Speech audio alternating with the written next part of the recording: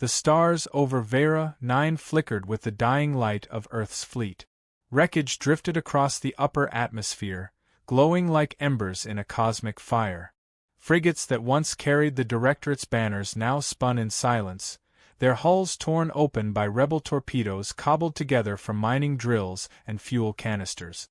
On the command deck of the surviving Earth cruiser Resolute, Governor-General Cassian Drexel stood rigid, jaw locked, hands behind his back.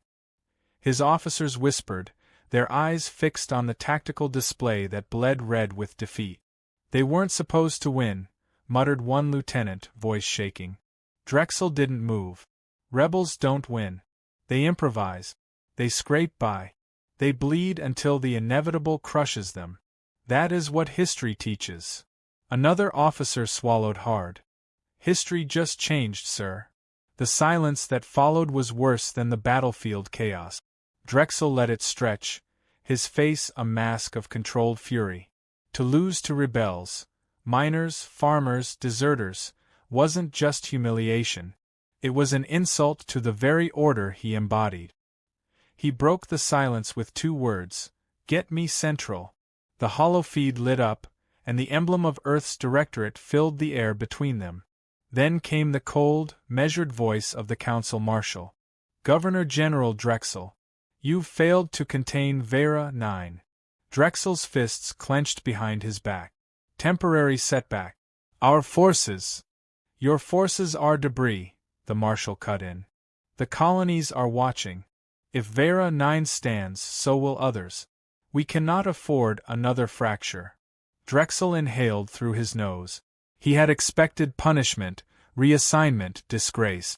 Instead, the Marshal's next words unsettled him far more. "We are authorizing an unorthodox solution." A name slid through the channel like a blade. Rourke Vaynar. For a moment, Drexel allowed himself to look human. His lips parted, a hint of unease flickering across his face. "That man is uncontrollable. He disregards every chain of command." "Exactly why you need him," the Marshal replied. "The rebels think they can fight chaos with chaos. Send in the one soldier who thrives on it. Vaynar gets results." The channel cut, leaving Drexel in the dim glow of the ruined fleet. He turned sharply. "Find him." They found Rourke in the least surprising place. A half-lit bar on Titan Station, surrounded by smoke and laughter that wasn't his. He leaned back in his chair, boots on the table, playing cards scattered before him. His scarred face was half hidden under a hood, but the grin, sharp and careless, gave him away. "Full house," he drawled, laying down his hand. The miners groaned, sliding credits across the table. Before he could pocket his winnings, 2 Directorate officers entered. Their uniforms stood out like knives in the dusty crowd. Rourke didn't bother turning his head. "Took you long enough. I thought Earth forgot about me." "Commander Vaynar," one officer started. "Ex-commander," Rourke corrected, flashing teeth. "You threw me out, remember? Too disobedient, too unpredictable, too, what was the phrase? Unfit for structured command." "I liked that one." The second officer stepped forward. "Governor-General Drexel requests your immediate presence." Rourke raised an eyebrow. Drexel? The chain polisher himself? Must be desperate. He stood, stretched, and pocketed his credit. "Fine. Let's hear what the old man wants. But if he starts with orders, I'm walking." Drexel's office aboard the Resolute smelled of steel and recycled air. He stood by the viewport, watching the wreckage of his fleet drift in the void. When Rourke entered, he didn't salute, didn't even stand straight. He sauntered in, hands in his coat pockets, eyes scanning the room with bored curiosity. "You've let yourself go, Drexel," Rourke said. "I remember you used to polish those metals until we could see our reflections. Now you've got space junk for trophies." Drexel turned slowly, eyes hard as ice. "You haven't changed. Still insubordinate. Still incapable of respect." Rourke smirked. "Respect's earned, not demanded." For a long moment, silence pressed between them. Then Drexel spoke, each word clipped. "Vera 9 has defied Earth. They've humiliated our fleets. The Directorate has given me one last chance to restore order. That chance is you. Rourke laughed, low and sharp.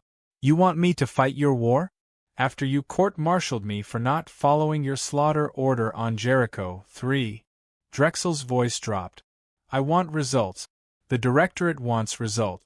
You will infiltrate the rebels, dismantle their command, and break their will. And if I say no? Drexel's eyes narrowed. Then Vera 9 is reduced to ash. Millions dead. Their blood will be on your conscience. Rourke tilted his head, studying Drexel. That's cute. You're trying guilt. Doesn't suit you. He paced the room, hands moving as if playing out invisible strategies. You want me because your rules failed. Your perfect fleets failed. You need chaos, but you don't know how to wield it. That's where I come in. Then you'll accept? Drexel pressed. Rourke's grin widened, wolfish. I'll play. But I don't take orders. Not from you, not from Central, not from anyone. You wanted the one who doesn't obey? You've got him. But understand this. He leaned closer, eyes burning. Once you unleash me, you don't leash me again. Drexel didn't flinch, though his stomach twisted. He had wanted a weapon. What he had summoned was a storm. Very well, Drexel said. Vera 9 is yours. Do whatever you must. Rourke straightened, satisfied. Now that, he said, is the first intelligent thing I've ever heard you say. Later, in the dim corridors of the Resolute, Rourke walked alone. His reflection followed in the steel walls, but he didn't look at it. Instead, he stared out through a viewport at the shattered remains of the Directorate's fleet. The rebels had done what no one believed possible. They had broken Earth's chain. And now Earth had sent him, the link that refused to stay bound. Rourke smiled to himself. Let's see how badly they regret this. The descent toward Vera 9 rattled Rourke's shuttle like a dying drum. The craft was an old smuggler's hauler. Its panels mismatched, engines coughing smoke on re-entry, but it was the kind of ship rebels trusted. Earth's sleek carriers screamed, authority. This wreck screamed, survivor. Rourke sat alone in the cockpit, one hand lazily on the controls, the other spinning a small metal coin across his knuckles. His cover identity was simple enough. A mercenary drifting between war zones, taking jobs no one else wanted. It wasn't a lie. The planet below spread wide, jagged mountains, broken deserts, sprawling mines dug deep into crimson stone. Cities here weren't built, they were carved, settlements clinging like scars to the planet's surface. Vera 9 looked wild, stubborn. He liked it already. Static crackled through his comms. A sharp voice cut in. Unidentified shuttle, you are entering restricted space. State your allegiance. Rourke smirked. Allegiance? Lady, I barely state my name most days. Answer properly or you'll be vapor, the voice snapped. Relax, Rourke said, flicking switches. I'm not Directorate. If I were, you'd already be dead. Name's Kalen Rourke, freelance muscle. I hear you rebels need fighters. Consider me available. Silence. Then another voice, older, male, suspicious. Land at coordinates transmitting now. One wrong move and you'll regret breathing. Rourke shrugged. Warm welcome. The landing zone was a blasted-out quarry turned staging ground. Half-buried ships, jury-rigged artillery, and groups of fighters in patched armor filled the basin. They looked rough, raw, but not weak. A squad approached, rifles raised. Their leader, a broad-shouldered man with oil stains on his armor, barked, "Hands where we see them." Rourke raised both slowly, grin never fading. That's one way to say hello. They patted him down, confiscated his sidearm, and dragged him toward a bunker carved into the rock. Inside, dim lights flickered over maps, stolen tech, and a handful of commanders arguing in low tones. At the center stood a woman, tall, lean, with dark braids and eyes sharp enough to cut steel. She wore no insignia, yet the room's attention gravitated to her naturally. Captain Elira Kale, one guard announced. Caught this drifter trying to walk in. Elira studied Rourke like she was cataloging every scar on his face. Name: Kalen Rourke. Mercenary. I hear your cause pays in survival, not credit. I'm here to join. Her lips curled slightly. Convenient. Earth loses one fleet and suddenly mercenaries crawl out of every asteroid. Why should I trust you? Don't, Rourke said. Trust gets you killed. But you need someone who doesn't play by Earth's rules. Someone who knows how they think. And more importantly, he leaned forward, how to break them. The room shifted uncomfortably. Elira's gaze didn't waver. That sounds like a speech rehearsed for spies. Before Rourke could reply, alarms wailed. A runner burst in. Scanners picked up incoming gunships, Directorate raiders closing fast. Elira snapped into motion. Positions. Hold the line. She pointed at Rourke. If you're real, prove it. If you're lying, you'll die with them. Rourke's grin sharpened. Finally, an interview I enjoy. Outside, the quarry lit with streaks of fire as Directorate gunships screamed in low. Rebels scrambled, returning fire with salvaged cannons. Explosions rocked the basin, sending dust clouds into the sky. Rourke ducked behind a barricade, scanning the battlefield. The rebels were brave but disorganized, firing wildly, wasting ammunition.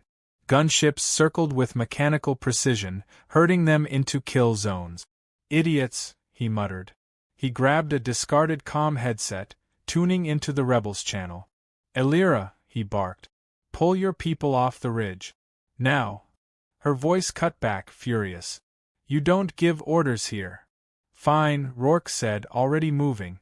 Watch them die, then. He sprinted across the basin, sliding into a cluster of rebels pinned under gunfire. They stared as he ripped open a crate of mining charges, strapping two to a steel beam. Get your heads down, he ordered. This is going to hurt. The gunship above lined up for a strafing run. At the last second, Rourke triggered the charges. The beam launched upward like a spear, slamming into the gunship's belly.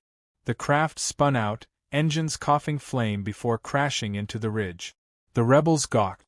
Rourke dusted off his hands. Improvisation, boys. Learn it. Across the comms, Elira's tone shifted, less fury, more calculation. You think you can turn this fight? Not think. No. Rourke scanned the canyon walls. Your problem is predictability. They know where you'll be. So stop being there. He relayed quick, chaotic orders. Scatter fire teams, lure the gunships low, then hit them with improvised traps. Cables stretched between cranes, charges buried in rubble, fuel lines set alight. The rebels hesitated, then obeyed. Within minutes, the quarry transformed into a death trap. One gunship clipped a hidden cable, spiraling into the canyon. Another dove too low and detonated a buried mine. The last tried to retreat, only to be riddled by concentrated rifle fire. When the smoke cleared, silence fell. The rebels, covered in dust and sweat, stared at Rourke. Elira emerged from the bunker, expression unreadable. She walked straight up to him. You're reckless, she said.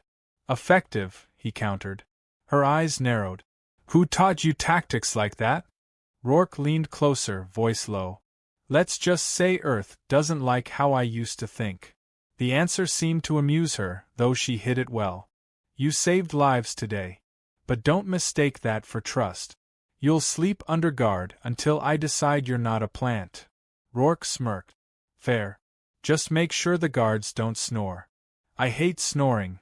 A ripple of reluctant laughter passed through the fighters. That night, the quarry was quiet except for crackling fires and whispered voices. Rourke sat with a tin cup of something that passed for liquor, watching sparks drift into the dark. The rebels gave him distance, eyes wary, but he felt them watching. Elira approached, arms crossed. You fight like you don't care about rules. I don't, Rourke said simply. That makes you dangerous. He tilted his cup toward her. That makes me useful. For the first time, she almost smiled. Rourke stretched out by the fire, gaze fixed on the stars above. Somewhere out there, Drexel was waiting for reports, expecting sabotage, expecting obedience. Rourke chuckled to himself. You want chaos, Drexel? You just hired it. And with that, he closed his eyes, letting the night swallow his grin. The morning on Vera 9 bled in red light across the quarry camp.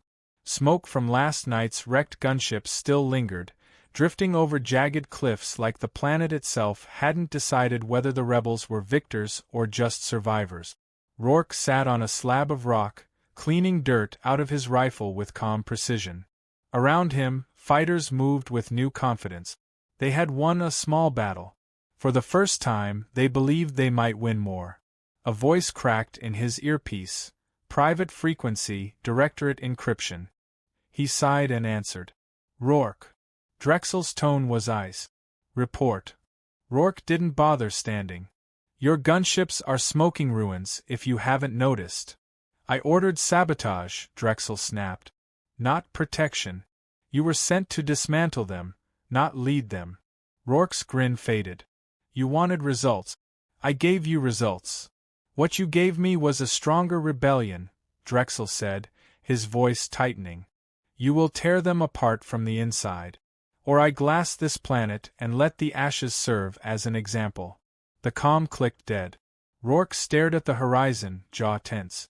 Drexel thought threats made chains. Rourke had snapped chains long ago. Later, in the command tent, Elira studied maps projected in flickering blue. Her commanders argued, strike the nearest supply convoy, or dig deeper defenses. The debate swirled until she raised a hand. Silence fell instantly. Her gaze landed on Rourke. You're unusually quiet. I listen before I speak, he said. You should try it. Some commanders bristled, but Elira's expression didn't shift. Then speak. He stood, pointing at the convoy route glowing across the map. Hitting supplies is smart, but Earth knows you'll try. They'll set bait. You need unpredictability. Hit where they don't guard. Hurt them in ways their manuals don't cover. A grizzled rebel frowned. And where do you suggest? Rourke tapped a spot near a mining settlement. Their comm relays. Blind them and their fleets fight in the dark. Guerrillas thrive on that. Murmurs filled the room. Elira studied him carefully. That sounds like military thinking. Too precise for a drifter. Maybe I've fought more wars than you think, Rourke replied evenly. The suspicion in her eyes didn't fade, but neither did the spark of interest. She dismissed the room with a nod. Leave us. When the others had gone, she stepped closer. Who are you really, Rourke? Mercenaries don't gamble lives with tactics this sharp. He met her stare without blinking. I'm someone who doesn't take orders. That's all you need to know. Not enough, she said quietly. I've lost friends to infiltrators who smiled just like you.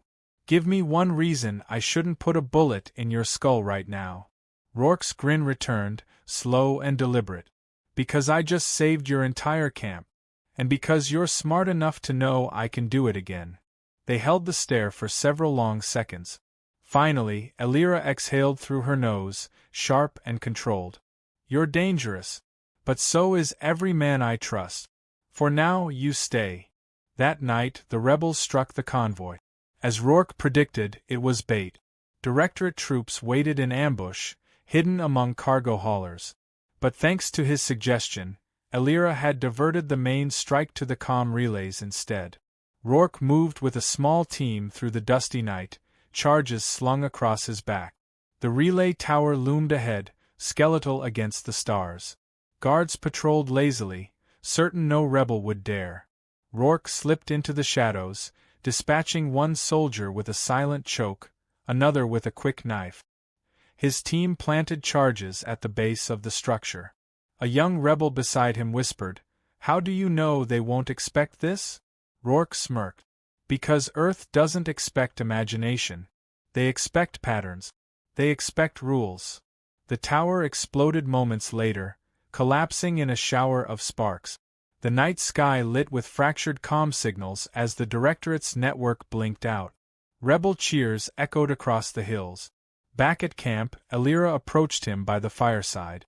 The glow carved sharp lines across her face. You were right, she admitted. I usually am, Rourke replied. She ignored the quip. You don't fight like us. You don't even think like us. But you fight for us. That I can't ignore. Rourke swirled the drink in his tin cup. Don't confuse fighting beside you with fighting for you. Her eyes narrowed. Then why are you here? For once, Rourke didn't grin. He stared into the fire, voice lower. Because I'm tired of Earth deciding who lives and dies. They claim order, but it's just control. And I hate control. Alira studied him, something shifting in her expression. Then maybe we're not so different. For a moment, neither spoke. The fire popped, sending sparks spiraling upward. The next day, Drexel's voice cut into Rourke's calm again, colder than before. You've gone native. Don't think I can't see it. You were meant to dismantle them, not build their courage. Rourke answered flatly. Your fleets failed because they think like machines. Rebels fight like humans. That's why you'll keep losing. Enough. Drexel's words hissed like poison. You have one chance left. Sabotage their defenses before the fleet arrives. Or Vera 9 burns. The line went dead. Rourke stood in silence, jaw tight. Drexel thought he was holding the leash. He didn't understand, Rourke had chewed through it already. That evening, Alira found him standing alone on a cliff above the camp, staring at the stars. You're restless, she said. He didn't turn. Just thinking about chains. Funny thing about them, they don't break from the outside. They break from within. She stepped beside him. You speak like someone who's worn too many. Maybe, he said. But I'm not wearing them now. Their eyes met, and for the first time, there was no suspicion between them, only recognition. Two people bound not by loyalty, but by refusal. Far above, hidden in the black, Drexel's fleet was already moving. And Rourke knew the fault lines were ready to crack. The briefing room aboard the Resolute was suffocating with tension. Every officer, soldier, and specialist crammed into the chamber knew that tonight would either make history, or end them all. Maps of the rebel fleet hovered as glowing holograms above the central table, red outlines marking enemy destroyers, freighters, and their command hub hidden within the asteroid belt.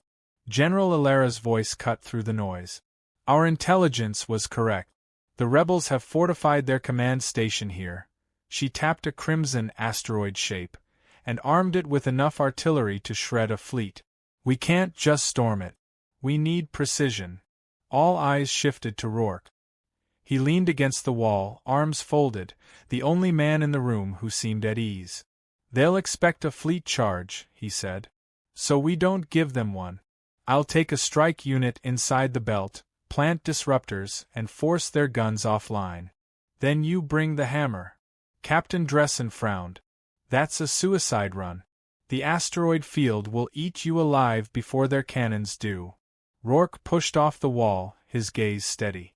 It's not suicide if it works. I've run worse odds. He gave a thin smile. Ask Earth Command. A murmur rippled across the room. The truth was undeniable. When others hesitated, Rourke delivered. Alara nodded slowly. You'll have my best pilots. But you move fast. The moment they detect you, we'll be forced to engage. Rourke's reply was simple. That's all the time I'll need.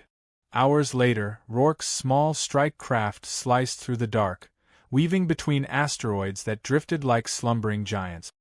His pilot, a young lieutenant with nerves of steel, kept the throttle steady as chunks of rock the size of cities spun past. The disruptor devices hummed in the cargo bay, ready to cripple the enemy station once deployed. Closing on target, the lieutenant whispered, as though afraid the rocks themselves might hear. Rourke scanned the scanner feed. No immediate patrols, no cannon fire. Too quiet. His gut nodded. Rebels this organized didn't leave gap. Hold speed, he ordered. Don't trust the silence. They slotted between two massive boulders. The comms crackled alive. Strike unit, Alara's voice came through. Rebel fleet is shifting formation. They know you're there. The lieutenant swore under his breath. Red blips bloomed on the scanner, fast interceptors rushing toward them. Rourke grabbed the intercom. Deploy drones. Baya seconds. Tiny spheres shot from the craft, streaking outward like sparks. They detonated in flashes of blinding light, forcing the interceptors to break formation. It wasn't victory, it was breathing room. "Take us in," Rourke barked. The ship plunged deeper into the belt, scraping past tumbling debris. Ahead, nestled against a colossal asteroid, the rebel command station appeared, an iron citadel bristling with weapons. Searchlights pierced the dark, and gun turrets began to swivel toward them. "Now!" Rourke shouted. The lieutenant banked hard, sending the craft spinning under the defensive grid. Rourke grabbed the disruptors, slamming them into the launch tubes. Firing Package 1. A streak of blue tore into the station's hull. A hum resonated across space as systems flickered and lights dimmed. Turrets powered down. Not all, just enough. "Target destabilized," the lieutenant reported. "But they're rerouting power," Rourke cursed. "Then we cut the head." He toggled the comm to resolute. "Ilara, strike the station now. Their defenses are faltering." Moments later, the void erupted. Earth's fleet surged forward, cannons blazing, carving through rebel lines. Explosions lit the asteroid belt like a false dawn. Inside the cockpit, alarms screamed. A rebel cruiser had locked on. The lieutenant yanked the craft aside, but the cruiser's plasma beam grazed their hull, sending sparks cascading through the cabin. "Engines failing." Rourke didn't hesitate. He strapped himself into the weapons console. "Bring us around. I'll take the shot." The lieutenant obeyed, swinging the crippled ship back toward the looming cruiser. Its guns lit the darkness, but Rourke's fingers flew across controls, unleashing a barrage from their last missile pod. The missiles streaked forward, then split mid-flight into dozens of micro-warheads. The cruiser's shields collapsed under the swarm. A fireball bloomed, fragments scattering across the belt. Cheers echoed over comms. The rebels were broken. Their formation crumbled as Earth's fleet pushed through, overwhelming them. But Rourke wasn't celebrating. The command station still pulsed faintly with power. The rebels had built redundancies. He turned to the lieutenant. "Get me close enough to board. That station doesn't fall unless I cut its core." The young man's eyes widened. "That's madness." "Maybe," Rourke said, locking his harness. "But it's what I do." They docked against a shattered hangar bay. Smoke filled the air, alarms blaring. Rourke stormed out with rifle in hand, boots crunching on debris. Rebel soldiers emerged from the haze, desperate, cornered. He moved with ruthless efficiency, no hesitation, no wasted motion. Each shot dropped a foe, each step carried him closer to the core. At last, he reached the control chamber. The rebel commander stood waiting, a tall woman clad in scarred armor, her eyes burning with conviction. "You fight for Earth's leash," she spat. "We fight for freedom." Rourke leveled his rifle. "You chained yourselves the moment you chose to slaughter your own." They clashed. Her blade hissed against his rifle stock, sparks spraying. She was fast, driven by fury, but Rourke fought with a cold, surgical precision. A parry, a strike, a brutal twist, her weapon clattered to the floor. She sank to her knees, chest heaving. "Kill me, then. But you'll never kill the idea." Rourke aimed, then lowered the rifle. "Ideas don't scare me. People with guns do." He slammed the disruptor into the core. Energy cascaded through the station, systems collapsing in a cascade of sparks and flame. Minutes later, the asteroid belt was silent. The rebel fleet lay in ruins. Earth's ships held the field. Rourke returned to the Resolute, his armor scorched, his face streaked with blood and smoke. Ilara met him at the ramp. "You did it," she said softly. Rourke's eyes were tired, but steady. "No. We bought peace for now. That's all." He looked out at the wreckage, the fire still burning in the void.